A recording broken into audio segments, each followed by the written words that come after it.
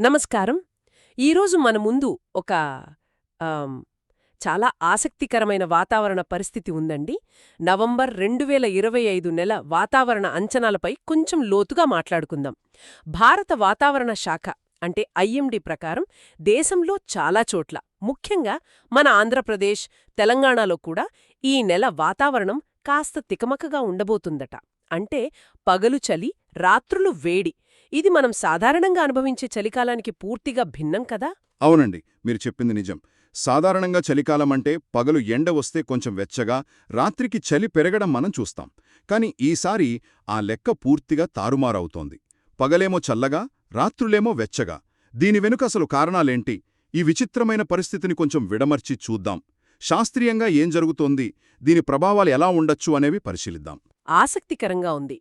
అంటే పగటి ఉష్ణోగ్రతలు తక్కువగా, రాత్రి ఉష్ణోగ్రతలు ఎక్కువగా ఉంటున్నాయన్నమాట. ఖచ్చితంగా.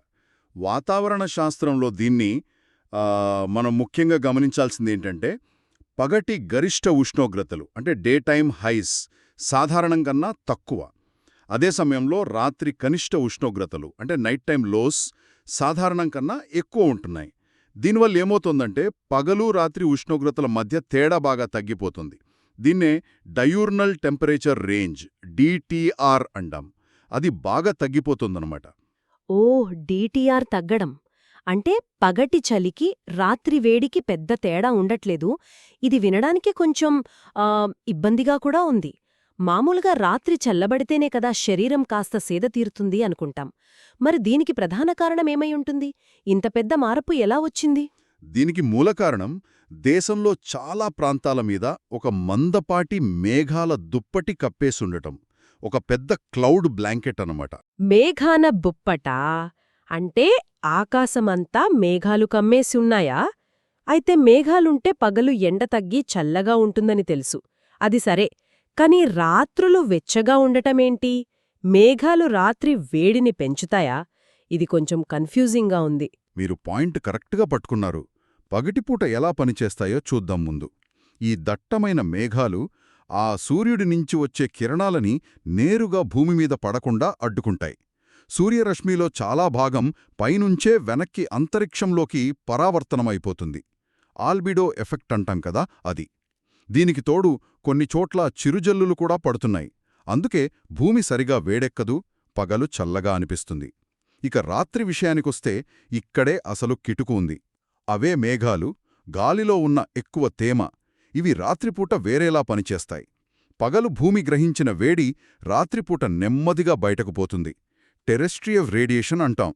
భూమి చల్లబడటానికి ఇది అవసరం.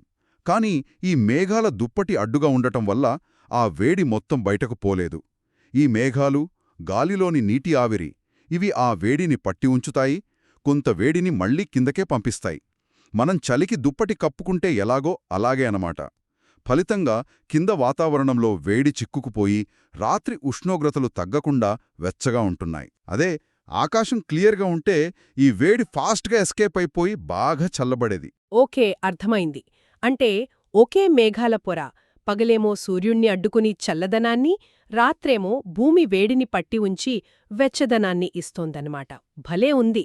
అయితే ఇంత పెద్దగా దేశమంతా ఈ మేఘాల దుప్పటి ఏర్పడటం అనేది ఊరికే జరగదు కదా? దీని వెనక ఇంకా పెద్ద కారణాలుండి తీరాలి. ఏమిటవి? అవును, ఖచ్చితంగా. ఈ అసాధారణ మేఘాలు, ఈ అధిక తేమననుక కొన్ని గ్లోబల్ లెవెల్ వాతావరణ నమూనాలున్నాయి. అలాగే మన లోకల్ సిస్టమ్స్ ప్రభావం కూడా ఉంది. ముఖ్యంగా 2 పెద్ద గ్లోబల్ ఫ్యాక్టర్స్ పనిచేస్తున్నాయి. ఒకటి పసిఫిక్ మహాసముద్రంలో ప్రస్తుతం ఉన్న లానీనా పరిస్థితి. అయితే ఇది స్ట్రాంగ్ లానీనా కాదు, బలహీనమైనది, వీక్ లానీనా. ఇది బహుశా ఈ చలికాలమంతా అంటే నవంబర్ 2025 నుంచి ఫిబ్రవరి 2026 వరకు ఉండొచ్చని అంచనా. లానీనా అంటే సాధారణంగా మనకు గుర్తొచ్చేది తీవ్రమైన చలి, ముఖ్యంగా నార్త్ ఇండియాలో. మరి బలహీన లానీనా ఎలా వేరేగా పనిచేస్తోంది? నిజమే, బలమైన లానీనా వస్తే సాధారణంగా నార్త్ ఇండియాలోకి హిమాలయాల నుంచి చల్లని పొడి గాలులు బాగా వస్తాయి. అది విపరీతమైన చలికి దారితీస్తుంది. కాని ఇది బలహీనంగా ఉండటం వల్ల ఆ చలిగాలుల తీవ్రత తగ్గింది. ఇదొక రకంగా తేమతో కూడిన వేరే సిస్టమ్స్ అంటే బంగాళాఖాతం, అరేబియా సముద్రం నుంచి వచ్చేవి మన భూభాగంపైకి రావడానికి, యాక్టివ్గా మారడానికి దారిచ్చిందనమాట. అంటే లానిన చలి ప్రభావం తగ్గి తేమ ప్రభావం పెరగడానికి ఇది పరోక్షంగా హెల్ప్ చేసింది. ఇక రెండో గ్లోబల్ ఫ్యాక్టర్ హిందూ మహాసముద్రంలో ఉన్న negative Indian Ocean dipole. IOD అడ్డాం కదా. నెగటివ్ ఐఓడి అంటే హిందూ మహాసముద్రం తూర్పు భాగం ఇండోనేషియా వైపు వెచ్చగా, పశ్చిమ భాగం అరేబియా వైపు చల్లగా ఉండటం. ఇది కూడా రాబోయే నెలల్లో బలహీనపడుతుందని అంచనా. ఇది కూడా బంగాళాఖాతం నుంచి తేమ మన వైపు రావడానికి కొంత ఫేవరబుల్గా పనిచేస్తుందని అనుకుంటున్నారు. సో ఈ బలహీన లానినా, నెగటివ్ ఐఓడి ఈ రెండూ కలిసి ప్రస్తుత తేమ వాతావరణానికి, మేఘాలు ఏర్పడడానికి పరోక్షంగా కారణమవుతున్నాయి. అంటే పసిఫిక్, హిందూ మహాసముద్రాల్లో పరిస్థితులు మన దగ్గర తేమను పెంచుతున్నాయన్నమాట. మరి ఇవి కాకుండా మన చుట్టూ అంటే లోకల్గా ఏమైనా సిస్టమ్స్ యాక్టివ్గా ఉన్నాయా? అవి కూడా ఈ మేఘాల దుప్పటికి కారణమా? ఖచ్చితంగా ఉన్నాయి. అదే అసలు విషయం. ప్రస్తుతం అంటే దాదాపు నవంబర్ మొదటి వారంలో ఇండియా మీద ఒకేసారి 3 వేరువేరు వాతావరణ వ్యవస్థలు ప్రభావం చూపుతున్నాయి. ఇది చాలా రేర్ కాంబినేషన్. ఒకటి, నార్త్ ఇండియా మీద ఒక పశ్చిమ అవాంతం ఉంది, వెస్టర్న్ డిస్టర్బెన్స్. దీనివల్ల జమ్మూ కాశ్మీర్, హిమాచల్, ఉత్తరాఖండ్ కొండల్లో వర్షం లేదా మంచు పడుతోంది. ఇది మైదానాల్లో కూడా తేమ తెస్తోంది. 2, తూర్పు వైపు చూస్తే బంగాళాఖాతంలో మయన్మార్ తీరానికి దగ్గరగా ఒక అల్పపీడనం, దానికి తోడుగా ఒక ఆవర్తనముంది. దీని ఎఫెక్ట్ అండమాన్ దీవులపై ఎక్కువుంది. అక్కడ వర్షాలు పడుతున్నాయి. ఇది కూడా తూర్పు తీరం వైపు తేమను పంపిస్తోంది. 3, పశ్చిమాన అరేబియా సముద్రంలో ఇంకో సిస్టమ్ యాక్టివ్గా ఉంది. దీనివల్ల కర్ణాటక తీరం, గోవా, కొంకణ్, ముంబైతో సహా మధ్య మహారాష్ట్రలో కూడా అకాల వర్షాలు పడుతున్నాయి. మనం వింటుంటాం గదా ముంబైలో నవంబర్లో వర్షాలని, అది ఇదే. గమనించాల్సిందేంటంటే ఈ 3 సిస్టమ్సు నార్త్లో వెస్టర్న్ డిస్టర్బెన్స్, ఈస్ట్లో బే ఆఫ్ బెంగాల్ సిస్టమ్, వెస్ట్లో అరేబియన్ సీ సిస్టమ్ అన్నీ ఒకేసారి యాక్టివ్గా ఉండి వేర్వేరు దిక్కుల నుంచి మన దేశంలోకి తేమను బాగా పంప్ చేస్తున్నాయి. అయితే ఇవేవీ మరీ బలమైనవి కాదు. అందుకే కుంభవృష్టిలాంటి వర్షాలు లేవు. కాని దేశంలో చాలా చోట్ల ఆకాశాన్ని మేఘాలతో కప్పడానికి, గాలిలో తేమను బాగా పెంచడానికి, ఆ మేఘాల దుప్పటి ఏర్పడటానికి మాత్రం ఇవి ఖచ్చితంగా కారణం. వావ్! 3 వైపుల నుంచే తేమ వస్తోందన్నమాట. ఇది నిజంగా అసాధారణం. మరి ఈ ప్రభావం దేశమంతటా ఒకేలా ఉందా? అంటే అన్ని చోట్ల పగలు చలి, రాత్రి వేడి అన్నట్టే ఉందా? లేక ఏమైనా తేడాలున్నాయా? మంచి ప్రశ్న అడిగారు. చాలా భాగం ఇదే ప్యాటర్న్ ఉన్నా కొన్ని ముఖ్యమైన తేడాలు, మినహాయింపులు ఉన్నాయి. ఉదాహరణకు వాయువ్య భారతదేశం తీసుకుంటే పంజాబ్, హర్యానా, ఢిల్లీ, వెస్ట్ యూపీ, రాజస్థాన్ లాంటివి. అక్కడ పరిస్థితి కొంచెం వేరుగా ఉండొచ్చు. ఆ వెస్టర్న్ డిస్టర్బెన్స్ తూర్పుకు వెళ్ళిపోయాక దాని వెనుక హిమాలయాల నుంచి చల్లని పొడిగాలులు వస్తాయి. మేఘాలు కూడా తొలగిపోవచ్చు. అప్పుడు పగలు కొంచెం ఎండగా ఉన్నా రాత్రులు మాత్రం క్లియర్ స్కై, డ్రైవింగ్స్ వల్ల టెంపరేచర్లు సాధారణం కన్నా తక్కువకు పడిపోయి చలి పెరగొచ్చు. అంటే మిగతా దేశానికి భిన్నంగా అక్కడ రాత్రులు చల్లగా ఉండొచ్చు. ఇంకోవైపు ఈశాన్య భారతదేశంలో దీనికి పూర్తిగా రివర్స్లో ఉండొచ్చు. అరుణాచల్, అస్సాం, నాగాలాండ్ లాంటి రాష్ట్రాలు ఈ 3 మెయిన్ సిస్టమ్స్ ప్రభావానికి కొంచెం దూరంగా ఉన్నాయి. అక్కడ మేఘాల ఎఫెక్ట్ తక్కువ ఉండి పగలు ఎండ బాగా కాసే అవకాశముంది. దానివల్ల ఈశాన్య రాష్ట్రాల్లో పగటి ఉష్ణోగ్రతలు సాధారణం కంటే ఎక్కువగా, అంటే కొంచెం వేడిగా ఉండొచ్చు. కాబట్టి దేశమంతా ఒకేలా లేదు, రీజనల్ వేరియేషన్స్ ఉన్నాయి. సరే, ఈ వాతావరణ వింత వెనుక కారణాలు, గ్లోబల్, లోకల్ సిస్టమ్స్, ప్రాంతీయ తేడాలు ఇవన్నీ బాగా అర్థమయ్యాయి. చాలా కాంప్లెక్స్ వ్యవహారమిది. కాని ఇదంతా విన్నాక మనసులో వచ్చే ప్రశ్న, సో వాట్? దీనివల్ల ఎవరికి నష్టం? మన రోజువారీ జీవితంపై, ముఖ్యంగా వ్యవసాయం లాంటి రంగాలపై ప్రభావం ఎలా ఉంటుంది? ఇదే అత్యంత కీలకమైన ప్రశ్న. ఎందుకంటే ఇది కేవలం ఒక వాతావరణ వింత కాదు. దీనివల్ల చాలా తీవ్రమైన నెగటివ్ ప్రభావాలు ఉండే ఛాన్స్ ఉంది. ముఖ్యంగా 3 రంగాలపై ఎఫెక్ట్ ఎక్కువ ఉండొచ్చు: వ్యవసాయం, ప్రజారోగ్యం, ఇంకా వాయు కాలుష్యం. వ్యవసాయం మీద ఎలా? ఇది రబీ సీజన్ కదా, గోధుమ, శనగలాంటి పంటలు వేస్తారు. చలికాలం పంటలకు ఇది మంచిదేమో అనుకుంటాం కదా. అక్కడే ఉంది అసలు సమస్య. ఈ రబీ పంటలు, ముఖ్యంగా గోధుమ, బార్లీ, శనగలకి పెరగడానికి చల్లని రాత్రులు చాలా ముఖ్యం. కానీ ఇప్పుడు రాత్రులు వెచ్చగా ఉంటున్నాయి. దీనివల్ల మొక్కలకు 2 రకాలుగా దెబ్బ. ఒకటి, మొక్కలు కూడా శ్వాసిస్తాయి. రాత్రి చల్లగా ఉంటే అవి తక్కువ శక్తిని వాడుకుంటాయి. పగలు సంపాదించిన శక్తి పెరుగుదలకు ఉపయోగపడుతుంది. కానీ రాత్రులు వెచ్చగా ఉంటే వాటి మెటబాలిజం పెరిగి శ్వాసక్రియకే ఎక్కువ శక్తి వేస్ట్ అయిపోతుంది. సంపాదించిన శక్తిని వృధా చేస్తాయి. ఇది మొదటి దెబ్బ. రెండో దెబ్బ, పగలు చల్లగా మేఘాలతో ఉండటం. మొక్కలు ఆహారం అంటే శక్తిని తయారు చేసుకోవడానికి కిరణజన్య సంయోగక్రియ జరపాలి, ఫోటోసింథసిస్. దానికి సూర్యరశ్మి కావాలి. కాని రోజంతా మేఘాలుంటే ఎండ సరిగా ఉండదు. దానివల్ల ఫోటోసింథసిస్ రేట్ బాగా పడిపోతుంది. అంటే శక్తిని సరిగా ఉత్పత్తి చేసుకోలేవు. చూశారా, ఇది డబుల్ బ్లో లాంటిది. ఒకవైపు శక్తిని సంపాదించుకోలేకపోవడం, మరోవైపు ఉన్న శక్తిని రాత్రిపూట వృధా చేసుకోవడం. దీనివల్ల మొక్కల పెరుగుదల దెబ్బతింటుంది, గింజలు సరిగ్గా పట్టవు, చివరికి దిగుబడి బాగా తగ్గిపోతుంది. అంతేకాదు, గాలిలో తేమ ఎక్కువగా ఉండడం వల్ల పంటలకు ఫంగల్ ఇన్ఫెక్షన్లు, చీడపీడల బెడద కూడా బాగా పెరుగుతుంది. రైతులకు ఇది అదనపు తలనొప్పి. అమ్మో, ఇది నిజంగా చాలా ఆందోళన కలిగించే విషయం. రైతుల పరిస్థితి తలుచుకుంటేనే.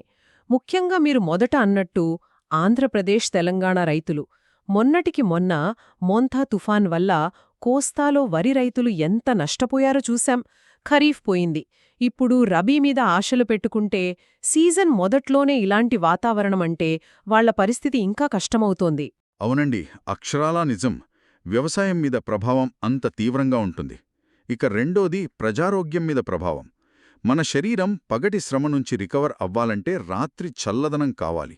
నిద్రలో బాడీ టెంపరేచర్ కొంచెం తగ్గుతుంది. అది రిపేర్ ప్రాసెస్కి హెల్ప్ చేస్తుంది. కానీ రాత్రులు కూడా వెచ్చగా, ఉక్కగా ఉంటే శరీరానికి సరైన రెస్ట్ దొరకదు. ఒక రకమైన స్ట్రెస్లో ఉంటుంది. ఇది నిద్రలేమికి, నీరసానికి దారితీయచ్చు. అంతేకాదు, కొన్ని రీసెంట్ స్టడీస్ ఏం చెప్తున్నాయంటే రాత్రి ఉష్ణోగ్రతలు ఎక్కువగా ఉండటం వల్ల గుండె సమస్యల రిస్క్ పెరుగుతుందట. ముఖ్యంగా స్ట్రోక్, క్రానిక్ హార్ట్ డిసీజెస్ ఉన్నవాళ్లకి ఇది ప్రమాదం. ఇంకో ఇంట్రెస్టింగ్ విషయం ఏంటంటే ఇది కేవలం పెద్దవాళ్లకే కాదు, 65 ఏళ్ల లోపు వాళ్లలో కూడా వెచ్చని రాత్రుల వల్ల హార్ట్ ప్రాబ్లమ్స్ రిస్క్ పెరుగుతోందని కొన్ని స్టడీస్ అంటున్నాయి. బహుశా బ్లడ్ ప్రెషర్, హార్ట్ ఫంక్షన్పై ఎఫెక్ట్ ఉండొచ్చు. వ్యవసాయం, ఆరోగ్యం రెండూ దెబ్బతింటున్నాయి. మరింకేమైనా ఉన్నాయా? ముఖ్యంగా సిటీలో ఉండే వాళ్లపై ప్రభావం ఉంది. అదే వాయు కాలుష్యం. ఢిల్లీ, హైదరాబాద్ లాంటి పెద్ద నగరాల్లో ఇది ఆల్రెడీ పెద్ద సమస్య. ఈ చల్లని పగలు, వెచ్చని రాత్రి కండిషన్ వాయు కాలుష్యాన్ని ఇంకా డేంజరస్ లెవెల్స్కి తీసుకెళ్లొచ్చు. ఎలాగంటే పగలు చల్లగా ఉండటం వల్ల భూమికి దగ్గరగా ఉన్న గాలి చల్లబడుతుంది. కానీ దాని పైనున్న గాలిపొర మేఘాల వల్ల వేడి ట్రాప్ అవ్వడం వల్ల కావచ్చు, లేదా వేరే కారణాల వల్ల అది కొంచెం వెచ్చగా ఉంటుంది. దీన్నే టెంపరేచర్ ఇన్వర్షన్ అంటాం, ఉష్ణోగ్రత విలోమం. ఈ ఇన్వర్షన్ లేయర్ ఒక మూతలా పనిచేస్తుంది. కింద పేరుకుపోయిన పొల్యూటెంట్స్, వెహికల్ పొగ, ఫ్యాక్టరీల నుంచి వచ్చే గ్యాస్లు, దుమ్ము పైకి వెళ్లకుండా ఈ మూత ఆపేస్తుంది. అవన్నీ మనం పీల్చే గాలిలోనే ఉండిపోతాయి. AQI లెవెల్స్ విపరీతంగా పెరిగిపోతాయి. దీనికి తోడు గాలిలో తేమ కూడా ఎక్కువగా ఉండటం వల్ల ఈ పొల్యూషన్ పార్టికల్స్ నీటి ఆవిరితో కలిసి ఇంకా దట్టంగా పొగమంచు, స్మాగ్ లాగా మారతాయి. ఇది దృశ్య విధాన తగ్గించడమే కాదు, శ్వాసకోశ వ్యాధులు, గుండె జబ్బులున్న వాళ్లకు చాలా ప్రమాదం.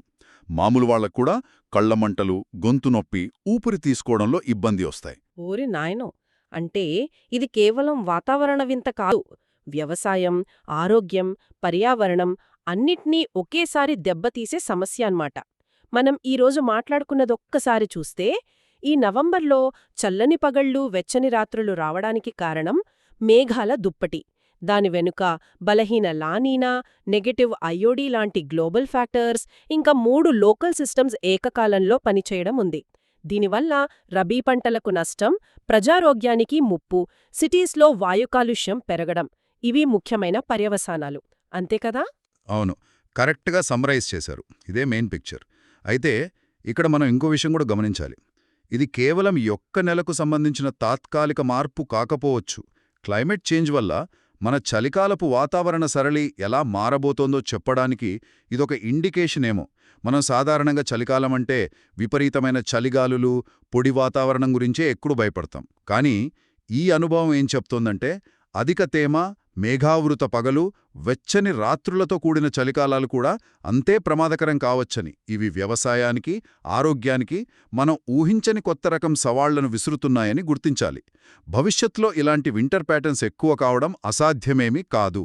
ఇది నిజంగా ఆలోచించాల్సిన విషయం. మీరు చెప్పిన చివరి పాయింట్ చాలా ముఖ్యం. ఒకవేళ భవిష్యత్తులో ఇలాంటి వెచ్చని రాత్రి, మేఘావృత పగలు లాంటివి లేదా తేమతో కూడిన చలికాలం అనేది తరచుగా వస్తే వాటిని తట్టుకోవడానికి మన సమాజాలు, ప్రభుత్వాలు, మన వ్యవసాయ పద్ధతులు ఎలా మారాలి, ఎలాంటి ప్రిపరేషన్ ఉండాలి?